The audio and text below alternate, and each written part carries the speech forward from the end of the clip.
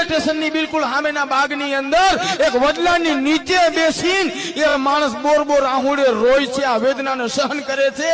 પણ ઈ રોતા રોતા ઈ માણસ પ્રતિજ્ઞા લે છે કે આ જે મેં સહન કર્યું છે ને ઈ મારા સમાજને હું સહન નહીં કરવા દઉં ને આ કાર્ય કરવામાં હું નિષ્ફળ જાય ને તો મારા હાથે મારા કપાળમાં હું ગોળી મારી દઈશ. ઈ ભૂમિ એટલે સંકલ્પ ભૂમિ, અને ઈ સંકલ્પ લેનાર ઈ ઘટના એટલે 23મી સપ્ટેમ્બર.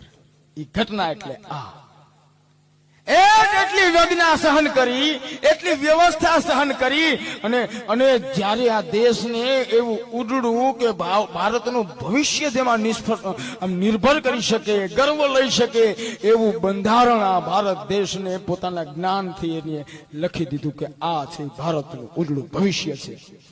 જ્યારે આ લોકો એને હૃદયથી સ્વીકારશે ને અનુસરશે ને ત્યારે ભારતને મહાસત્તા બનવા માટે કોઈ નહીં રોકી.